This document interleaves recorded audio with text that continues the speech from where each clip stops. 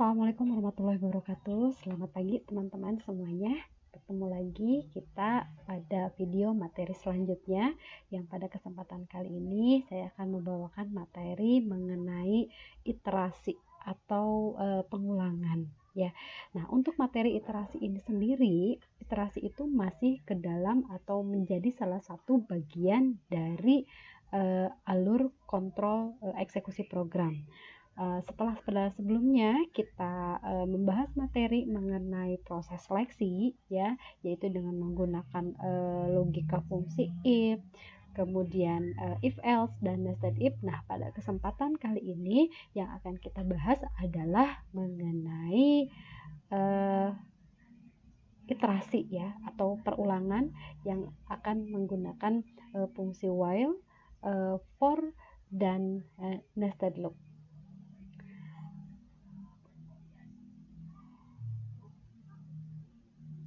Ya.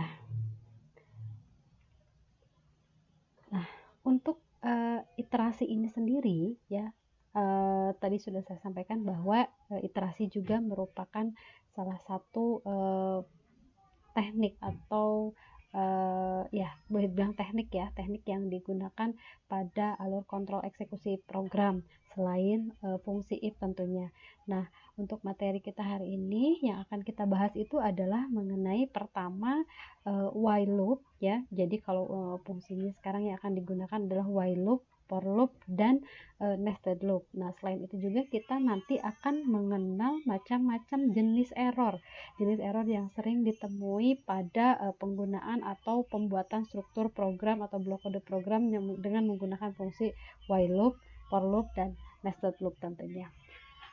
Nah, untuk perintah while ini sendiri ya, untuk pada while loop, perintah while ini akan mengeksekusi blok kode secara berulangan ya. Jadi kondisi perulangan tersebut di dalam struktur kontrol itu akan terus dieksekusi berdasarkan suatu kondisi tertentu.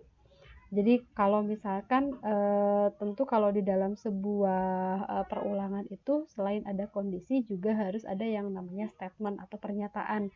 Nah, di sini pada proses perulangan statement itu akan terus dieksekusi selama kondisi bernilai benar tentunya ya. Nah, selain dari eksekusi perulangan, lalu di dalam blok kode tersebut juga bisa terdiri dari banyak statement. Nah, tentunya untuk setiap statement itu harus diawali dengan tanda kurung kurawal buka dan tanda kurung kurawal tutup ya. Ini sistem sifatnya mutlak, jadi harus. Kalau tidak mungkin nanti bisa atau akan terdeteksi menjadi bagian daripada error. Nah, untuk struktur while loop ini sendiri bisa dilihat di sini untuk contohnya ya. Jadi di dalam struktur while loop itu harus ada yang namanya kondisi dan statement atau pernyataan. Nah, di mana untuk statementnya ini juga bisa terdiri lebih dari satu statement.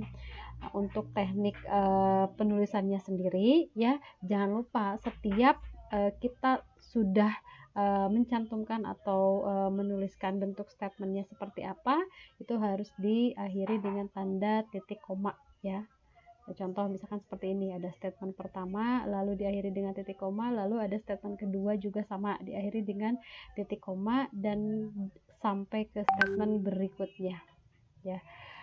Nah, di dalam struktur while loop selain tadi ada kondisi, kemudian ada statement ya, dimana yang namanya kondisi itu adalah merupakan suatu ekspresi yang bernilai boolean ya, jadi menghasilkan nilai boolean kalau di dalam perulangan, yaitu bernilai true atau false, benar atau salah ya. Jadi logikanya fungsi while loop ini atau perulangan ini itu tentu akan terus dilaksanakan selama kondisinya bernilai benar. Lalu apa yang akan terjadi apabila kondisi tersebut sudah menemukan nilai yang salah? Maka perulangan akan dihentikan ya, gitu. Nah, di sini juga sangat penting kalau di dalam iterasi atau di dalam perulangan yang namanya peubah kondisi itu sangat atau sifatnya wajib ya. Jadi kalau di dalam sebuah statement blok kode program tidak ada yang namanya peubah kondisi, maka proses perulangan itu tentunya nanti akan terus dilaksanakan, ya, akan terus dilakukan gitu. Nah, kalau untuk perulangan yang tidak bisa dihentikan seperti itu, nah itu berarti harus diberhentikannya dari sistemnya. Nah, berikutnya di sini ada contoh bagaimana menampilkan bilangan bulat yang kurang dari 10. Nah, di sini saya sudah buat contoh untuk statement blok kode programnya, ya. Dimulai dengan integer angka sama dengan 0. Lalu ada while angka kurang dari 10. Kemudian sistem out print line variabel angka, lalu ada increment dari angka. Nah, mari kita lihat satu-satu penjelasannya ya. Nah, untuk integer angka sama dengan 0 itu disebut dengan inisialisasi ya, inisialisasi. Lalu untuk while angka kurang dari 10, nah baris yang kedua itu disebut dengan kondisi. Nah, kemudian untuk baris berikutnya yang ketiga, system.out.println ini merupakan statement untuk atau perintah untuk mencetak output ke layar ya. Ini adalah merupakan statement yang diulang. Lalu increment angka atau angka plus-plus itu merupakan peubah kondisi ya. Nah, di sini kita lihat keterangannya. Tadi kita menyebutkan bahwa baris yang pertama itu adalah merupakan inisialisasi. Apa itu inisialisasi? Yang disebut dengan inisialisasi itu adalah pemberian nilai awal sebelum perulangan dieksekusi. Nah, jadi ketika kita selaku programmer ya, nanti akan membuat sebuah blok kode program, tentunya langkah pertama itu harus ada proses inisialisasi terlebih dahulu. Nah, di sini yang disebut dengan inisialisasi itu adalah pemberian nilai awal sebelum perulangan dieksekusi. Nah, kemudian pada baris kedua, di sini ada while angka kurang dari 10, itu disebut dengan kondisi. Nah, kondisi itu merupakan pengendali perulangan, di mana statement itu akan dieksekusi berulang, ya, akan dieksekusi secara berulang selama kondisi bernilai benar, gitu. Nah, kemudian yang ketiga, system.out.println. Variabel angka ini adalah merupakan statement yang diulang, artinya blok kode tersebut ya itulah yang akan dieksekusi secara terus-menerus selama kondisinya bernilai benar. Nah, lalu ini pun yang sangat penting di dalam teknik iterasi ya, ada yang namanya statement untuk peubah kondisi. Nah, statement untuk peubah kondisi ini itu adalah statement nantinya yang akan merubah kondisi dari benar menjadi salah. Nah, apabila proses perulangan tersebut sudah menemukan nilai yang salah, maka proses perulangan itu akan terhenti dengan sendirinya. Ya. Nah, berikutnya ini merupakan proses tadi. Jadi ketika kita membuat blok kode seperti ini nih, lalu apa yang akan terjadi sehingga akan menghasilkan outputnya, itu bagaimana prosesnya? Nah, prosesnya adalah seperti ini ya, teman-teman. Jadi angka ini merupakan nilai variabel awal yang sudah diinisialisasikan terlebih dahulu, dengan nilai inisialisasinya adalah 0 ya. Nah, kemudian di sini ada kondisi apabila angka kurang dari 0, maka bagaimana statusnya? Apakah benar atau salah? Ya, kalau misalkan kondisinya benar, maka peubah kondisi akan bekerja dengan tadi statementnya angka di increment, artinya nilai awal dari variabel angka itu akan ditambahkan dengan nilai 1 ya. Jadi bentuknya akan seperti ini, 0 angka plus 1. Kemudian dari angka 1 ini itu akan menjadi nilai awal lagi, maka prosesnya akan langsung masuk ke variabel, lalu di screening lah istilahnya gitu ya, apakah 1 itu masih merupakan angka kurang dari 10 atau tidak. Kalau misalkan benar, maka lanjut ke proses berikutnya, yaitu di increment, ditambah 1. langsung masuk lagi jadi 2, 2 masih kurang dari 10, diinkremen lagi ditambah 1 jadi 3, 3 di screen lagi, apakah masih kurang dari 10? Kalau masih benar, itu akan diinkremen lagi. Terus menerus seperti itu ya proses perulangannya sampai dia menemukan kondisi yang salah. Apa kondisi yang salah di sini? Karena dari awal kita sudah menginisialisasi sudah menentukan kondisi bahwa angkanya itu harus kurang dari 10. Maka ketika menemui angka awal ini yang sudah diinisialisasinya bernilai 10, itu akan bernilai salah karena angka 10 itu adalah tidak kurang dari 10, melainkan kurang dari sama dengan 10. Nah, maka kondisi tersebut nanti apabila sudah menemui kondisi yang salah, itu proses perulangan akan terhenti. Nah, berikutnya di sini mungkin kita bisa melihat flowchart dari program ya, flowchart dari programnya. Nah, di sini ada yang perlu diperhatikan ya, teman-teman. Apabila kita membuat flowchart itu tentunya harus memuat komponen yang tadi seperti proses inisialisasi, kemudian kondisinya, lalu prosesnya ya, kemudian peubah kondisinya gitu. Nah, bisa kita lihat di sini ya seperti ini. Contoh misalkan integer angka sama dengan 0. Integer angka sama dengan 0. Ini merupakan inisialisasi awal tadi ya. Inisialisasi nilai dari variabel angka dengan nilai 0. Kemudian setelah itu masuk ke dalam kondisi. Di sini kita tentukan kondisi. Kondisi yaitu angka kurang dari 10. Nah, di mana-mana ya teman-teman, apabila teman-teman nanti menemukan kondisi yang seperti ini, baik di dalam flowchart ataupun misalkan di dalam flow map ya, setiap kondisi itu pasti memiliki dua nilai, true dan false, atau ya atau tidak gitu. Nah, maka di sini akan terjadi proses percabangan. Apabila ya, itu apa yang akan dieksekusi atau apa proses selanjutnya yang akan terjadi.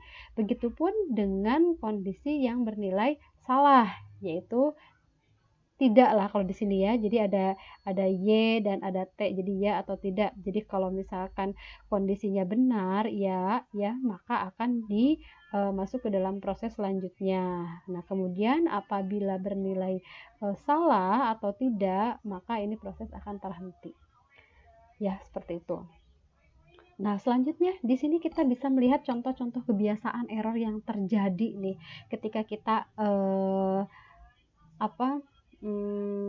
mencoba untuk membuat blok kode program dengan menggunakan struktur perulangan ya. Nah, ini bisa dilihat teman-teman di sini ya. Apa kira-kira perbedaannya? Perbedaannya itu adalah apa? Tidak ada peubah kondisi. Nah, bagaimana atau apa yang akan terjadi apabila tidak ada peubah kondisi? Nah, tentunya di sini proses perulangan nantinya akan terjadi secara terus-menerus ya, sehingga akan muncul error gitu. Kalau di sini sudah terjadi error ya tentunya program itu harus dimatikan secara manual. Nah, maka bagaimana solusinya? Ya tentunya di sini harus disertakan yang namanya peubah kondisi tersebut, di mana peubah kondisi ini yang nantinya akan berfungsi untuk menemukan kondisi yang salah. Ya, seperti itu. Kalau sudah menemukan kondisi yang salah, ya tentunya proses perulangan nanti akan terhenti. Nah, berikutnya mungkin kita bisa lihat coba di sini. Kalau tadi kita menyertakan kondisinya angka kurang dari 0 ya, maka menggunakan operator increment. Nah, coba kalau misalkan angkanya lebih dari 0, justru kalau peubah kondisinya seperti ini yang nantinya akan terjadi error ya. Proses perulangan akan terjadi terus-menerus. Jadi kita kalau di dalam pemrograman itu tentunya harus off by one gitu. Jadi kita harus mengecek satu persatu di antara setiap baris blok kode program itu yang sekiranya akan memunculkan error itu yang seperti apa. Ya, seperti itu. Nah, berikutnya Nah, ini mungkin untuk contoh-contoh kebiasaan error ya. Nanti teman-teman bisa cek satu-satu perbedaannya nih antara statement yang pertama, statement yang kedua, dan berikutnya, dan seterusnya, supaya nanti bisa kelihatan kira-kira yang akan memunculkan error itu yang seperti apa. Nah, berikutnya tadi, setelah while loop itu ada materi for loop ya. Nah, untuk penggunaan for loop sendiri itu jika program memiliki variabel kondisinya yang jelas, nilai awal dan nilai akhirnya, kemudian disertakan juga peubah kondisinya, itu dibuatkan secara jelas dan dalam satu baris ya. Contoh misalkan seperti ini. For integer i sama dengan 0, kemudian i kurang dari 10, kemudian increment i, system.out.print, yang akan dicetaknya adalah variabel dari i. Nah, kalau kita menemukan struktur for loop seperti ini, kita juga harus bisa memberikan keterangan ya satu persatu secara jelas. Contoh misalkan integer i 0 ini adalah merupakan inisialisasi. Kemudian i kurang dari 10 itu adalah kondisinya. Kemudian increment i itu adalah peubah kondisinya. Nah, kalau tadi di dalam struktur while loop itu untuk ketiga komponen ini diinisialisasikan secara terpisah ya. Jadi ada paling atas ada nilai awalnya terlebih dahulu, kemudian kondisinya, lalu setelah itu baru peubah kondisinya ya. Nah, kalau di dalam struktur for loop ini bisa disatukan di dalam satu baris kode. Ya, contohnya seperti ini gitu. Tetapi ini juga tidak mengurangi komponen yang seharusnya ada di dalam struktur iterasi atau perulangan. Nah, kalau kita lihat pun dari segi flowchart-nya pun ini sama ya, sama. Jadi memiliki logika yang sama gitu dengan fungsi while tadi. Nah, sedangkan untuk kebiasaan error yang mungkin terjadi di dalam penggunaan for loop itu biasanya ada pada tanda baca ya. Nah, seperti yang teman-teman ketahui juga bahwa yang namanya Java itu memang sifatnya case sensitif ya. Jangankan tanda baca, mungkin besar kecilnya huruf pun itu sangat-sangat mempengaruhi terhadap terjadinya error. Nah, biasanya kalau di dalam struktur for loop itu yang sering terjadi errornya itu adalah dari misalkan tanda baca titik komanya yang merupakan identitas atau ciri bahwa sistem atau proses tersebut itu dihentikan ya. Nah, itu bisa hilang, atau misalkan tempat penyimpanannya yang salah ya, harusnya di paling akhir, kok ini tentunya di tengah-tengah atau misalkan di depan atau di mana gitu, entah di mana, yaitu tentunya nanti akan menghasilkan sebuah error. Nah, di sini ada contoh penggunaan untuk teknik iterasi. Nanti teman-teman silahkan bisa mencobanya ya. Contoh di sini misalkan untuk menghitung total nilai dari suatu variabel ya. Kemudian di sini untuk blok kodenya juga sudah saya beri contoh. Silahkan nanti teman-teman bisa mencoba ya. Di sini ada dua soal. Yang pertama untuk menghitung total dan yang kedua untuk menghitung jumlah huruf. Nah, materi yang terakhir selain while, for loop, dan yang ketiga ini adalah nested loop. Nah, untuk nested loop ini sama halnya seperti nested if ya, teman-teman. Jadi bertingkat. Kalau nested if itu artinya if bertingkat, kalau nested loop berarti ya loop bertingkat ya. Pengulangan juga sama. Nah, contoh misalkan di sini kita ada output nih seperti ini untuk mencetak tanda asteris sehingga membentuk bentuk segitiga seperti ini. Bagaimana perintah kode programnya? Nah, teman-teman nanti juga sama ya, bisa langsung mencobanya untuk blok kodenya seperti ini. Sebetulnya ini sederhana sih ya, tapi ketika yang di printnya adalah berupa simbol itu mungkin terlihatnya seperti agak berbeda ya, seperti itu ya. Begitulah teman-teman untuk materi mengenai bab iterasi hari ini. Seperti yang tadi saya sampaikan ya, bahwa di dalam materi tadi ada beberapa contoh program. Saya harap teman-teman nanti bisa mencoba mempraktekannya di rumah ya. Kemudian bisa menganalisis juga contoh-contoh misalkan untuk kebiasaan errornya seperti apa, supaya nanti kita bisa lebih meminimalisir terjadinya error ya pada saat proses pembuatan blok kode program. Nah, oke. Teman-teman, mungkin untuk materi kita hari ini cukupkan sampai di sini. Terima kasih atas perhatiannya. Sampai ketemu lagi pada materi-materi selanjutnya. Assalamualaikum warahmatullahi wabarakatuh.